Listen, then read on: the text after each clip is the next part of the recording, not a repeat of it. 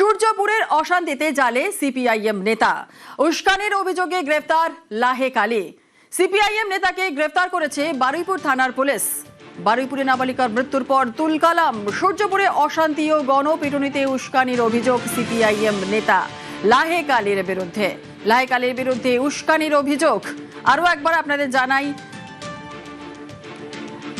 বারুইপুরের অশান্তির ঘটনায় সূর্যপুরের অশান্তিতে জালে সিপিআইএম নেতা, উস্কানির অভিযোগে গ্রেফতার লাহেক আলী। সিপিআইএম নেতাকে গ্রেফতার করেছে বারুইপুর থানার পুলিশ।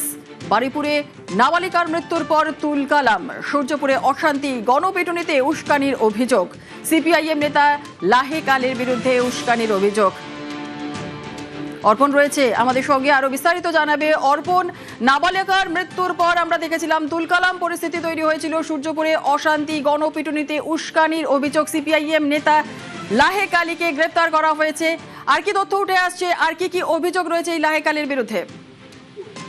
দেখো, লাহেক আলীর বিরুদ্ধে একাধিক অভিযোগ রয়েছে। এই ঘটনার পর লাহেক আলীর তার যে বক্তব্য, সেই বক্তব্য উস্কানি ছিল এবং এই বক্তব্যের জেরে এলাকায় উত্তেজনা ছড়ায়, পুলিশকে মারধর করা হয় এবং তার সঙ্গে অবশ্যই যে ঘটনা ঘটেছে, ইন্দ্রজিৎ তাঁতিকে বাড়ি থেকে তুলে এনে তাকে পিটিয়ে খুন, এলাকায় যে পুলিশ ফাঁড়ি ছিল সেখানে ভাঙচুর, রাস্তার উপরে আগুন জ্বালানো এবং রাস্তায় আগুন জ্বালিয়ে সেখানে বিক্ষোভ দেখানো, একের পর এক বাড়ি ভাঙচুর এবং তার সঙ্গে অবশ্যই রয়েছে এই ইন্দ্রজিৎ তাঁতিকে বাড়ি থেকে তুলে এনে পিটিয়ে খুনের ঘটনা। এই সব কিছুর পিছনে একটা যোগ রয়েছে, ষড়যন্ত্র রয়েছে, এমনটাই প্রথম থেকে জানাচ্ছিল তদন্তকারী আধিকারিকরা। এবং সেই অভিযোগকে সামনে রেখে বিজেপির পক্ষ থেকে দুটি মামলা দায়ের করা হয়। সেই দুটি মামলার পরিপ্রেক্ষিতে বারুইপুর থানা তদন্তকারী আধিকারিকরা তারা তদন্ত শুরু করে এবং তদন্তে লাহেক আলীর যে বক্তব্য সেটাই সন্দেহজনক এবং সেখানে উস্কানিমূলক মন্তব্য পায় তদন্তকারী আধিকারিকরা। এর পাশাপাশি এই ঘটনা যখন ঘটেছিল, তুমি জানবে সকাল 7:30 থেকে 8টার মধ্যে মৃতদেহ উদ্ধার হয়। তারপর কুলপি রোডের ওপরে তার মৃতদেহ রেখে সেখানে শান্তিপূর্ণ তারা বিক্ষোভ দেখাচ্ছিলেন, কিন্তু হঠাৎ করে সিপিএমের দুই নেতৃত্ব সেখানে পৌঁছায় এবং তারপরেই দেখা যায় একের পর এক তাণ্ডবের ছবি।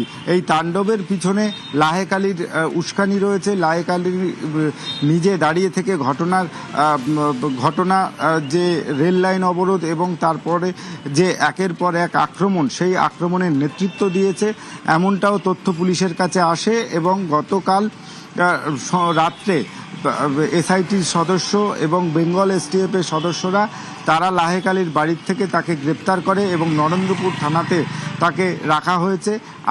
আর কিছুক্ষণ পরেই লাহেক আলীকে বের করা হবে এবং বারুইপুর আদালতে তাকে পেশ করা হবে। অর্পণ, মূলত কোন কোন ধারায় অভিযুক্ত এই লাহেক আলী? দেখো, সরকারি সম্পত্তি নষ্ট, জমায়েত এবং পরিকল্পনা করে খুনের মামলা, এছাড়া রয়েছে রেল অবরোধ, গাড়িতে ভাঙচুর, কর্তব্যরত পুলিশ অফিসারকে কাজে বাধা, এর পাশাপাশি অগ্নিসংযোগের মতো ধারায় তার বিরুদ্ধে মামলা হয়েছে। এবং এছাড়াও কিন্তু দেখা যাচ্ছে যে খুনের মামলা তার বিরুদ্ধে রুজু করেছে বারুইপুর থানার পুলিশ। এর লাহেক আলীর যে অবস্থান, সেই লাহেক আলীর অবস্থান এবং তার ডিজিটাল এভিডেন্সের ভিত্তিতেই তাকে গ্রেপ্তার করা হয়েছে। এর পিছনে গভীর ষড়যন্ত্র রয়েছে। তুমি জানো, মুখ্যমন্ত্রী শুভেন্দু অধিকারী এসে জানিয়েছেন যারা রাজনৈতিক কয়েকজন ব্যক্তির কথা তিনি বলেছেন, তার মধ্যে অন্যতম এই লাহেক আলী। এর পিছনে আর কারা রয়েছে সে বিষয়েও কিন্তু খতিয়ে দেখছে তদন্তকারী আধিকারিকরা। कुछ पॉलिटिकली रिजेक्टेड आदमी का तो इंस्टिगेशन है, रेडिकल फोर्स भी रह सकता है, या कुछ अल्ट्रा लेफ्ट भी रह सकता है। जो सामने किया उनको तो उठा रहा हूं, पीछे से जो लोग मोबाइल फोन में भड़काने का काम किया है, मैसेज करके भड़काने का काम किया है, पुलिस जब कोशिश कर रहा था भाई शांत रहिए, कार्रवाई होगा, तब जो भड़काने का यहाँ किया तो दूसरे एरिया में किया, सेंट्रल पैरामिलिट्री फोर्स के ऊपर पत्थरबाजी किया, कॉमन पुलिस कांस्टेबल के ऊपर, लेडीज कांस्टेबल के ऊपर आक्रमण हुआ। रेल मार्ग पर इतना बड़ा बड़ा स्टील का बीम वो रेल लाइन के ऊपर देकर यहाँ बड़ा हादसा करने का साजिश था। इंद्रजीत मंडल का उनका आइडेंटिटी करके, उनका नाम पता सब आइडेंटिटी करके उनको जिस तरीके से ब्रूटल किलिंग किया गया है, इसका पीछे कुछ लोग जो इस सरकार आने का बाद बंगाल को डिस्टर्ब करना चाहता है, जो प्रगति विकास की मार्ग पर मोदी जी का नेतृत्व में सरकार आगे बढ़ रहा है, उसको डीरेल करने का कोशिश करने का मकसद है। वो लोग को तो इन्वॉल्व है, पुलिस इन्वेस्टिगेट कर रहा है। पीछे से जो लोग भड़काने का काम किया वो जिस पार्टी का हो सकता है, उसको भी सबक सिखाने का काम विद इन बीएनएस के अंदर पुलिस करेगा। ये मेरा फुल डायरेक्शन है। पुलिस को इस बारे में पूरा छूट दिया गया है। एक मैसेज जाएगा, इस तरीके से कार्रवाई आने वाला दिन में कोई नहीं करेगा। উস্কানির অভিযোগ আগেই অস্বীকার করেছিলেন লাহেক আলী। কিসের খেপানো কার খেপানো বোঝা যাচ্ছে না। তো আমরা বা ওখানকার পাড়া প্রতিবেশী, ওখানে একটাই অপরাধ হয়েছে, অপরাধের শাস্তি দিতে হবে, এটাই দাবি ছিল। এর বেশি একটা ক্লিপিং দেখাতে পারবেন, কিন্তু যতক্ষণ নিশ্চয়ই সঠিক হয়নি, ওটাও অন্যায় হয়েছে। ওটাও গণপিটুনির ঘটনায় সরব মুখ্যমন্ত্রী, র্যাডিক্যাল মৌলবাদীদের নিশানা। ইন্দ্রজিৎ মন্ডলের যে মব লিঞ্চিং, এটা মব লিঞ্চিং আমি বলবো না, তার নাম পরিচয় দেখে তাকে খুন করা হয়েছে। এর পিছনে ভোটে রিজেক্টেড যারা হয়েছেন তাদের বড় উস্কানি রয়েছে। র্যাডিক্যাল মৌলবাদী গ্রুপও থাকতে পারেন। তাতে যতগুলো ছবি দেখা গেছে প্রত্যেককে পুলিশ অ্যারেস্ট করেছে। একজনকে বকখালি থেকে তুলেছে, একজনকে দীঘা থেকে তুলেছে। নৃশংসভাবে পিটিয়ে মারা হয়েছে সংগঠিত ভাবে। ইন্দ্রজিৎকে আমরা ফিরিয়ে দিতে পারবো না।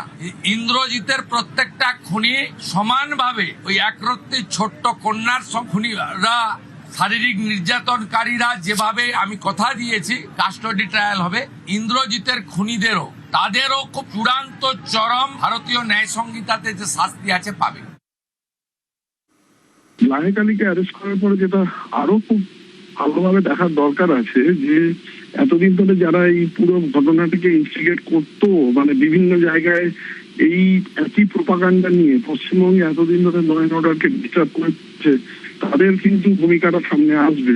এবং কোনো কিছু হয়ে গেলে পুলিশ কিছু করে না কেন এই ব্যাপারটা হতো। তারপরে পুলিশ যখন এত বড় স্টেপ নিতে চলেছে, সেক্ষেত্রে মহাকান্না বা এরকম মানে পুরো ব্যাপারটাকে নিয়ে অন্যদিকে পাবলিককে ডাইভার্ট করে দেয়। আপনারা অভয়ের কেসেও দেখেছেন, এত বড় একটা কেসকে পাবলিককে আন্দোলন করে পুরো ব্যাপারটাকে অন্যদিকে ঘুরিয়ে দিয়েছিল। তো এতদিন ধরে প্রত্যেকটা যে ল অ্যান্ড অর্ডার, প্রত্যেকটা যে কমিউনাল অ্যাঙ্গেলে যা যা ঘটনা ঘটেছে, এই ক্ষেত্রে আমার মনে হয় এই তদন্তটা যদি হয়, আমরা কিন্তু এই সূত্রটা মানে চেন অফ এভিডেন্সের মাধ্যমে এদেরকে মানে আইডেন্টিফাই করতে পারবো কারা এতদিন ধরে করেছে। পুলিশ সঠিক কাজ করেছে। পুলিশের এই ইনভেস্টিগেশনটা আমার মনে হয় আরো ডিপে গিয়ে করা উচিত। অনেক কিছু বেরিয়ে আসবে, অনেক তথ্য।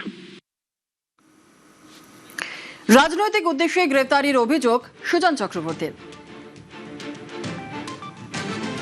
লাহেক আলী আমাদের বিধানসভা নির্বাচনে বারুইপুরে যিনি সিপিআইএম এর প্রার্থী ছিলেন, তাকে আজকে পুলিশ কিছুক্ষণ আগে বাড়ি থেকে তুলে নিয়ে এসছে, সম্ভবত গ্রেপ্তার দেখাচ্ছে, যার সঙ্গে বাস্তবের কোনো সম্পর্ক নেই। এটা রাজনৈতিক উদ্দেশ্য মনোভাবে, রাজনৈতিক উদ্দেশ্য প্রণোদিত হয়ে এই গ্রেপ্তার করা হয়েছে। আমরা এর তীব্র নিন্দা করছি। আইনি পদ্ধতিতে সরকার চলুক, এটাই মানুষের দাবি হবে।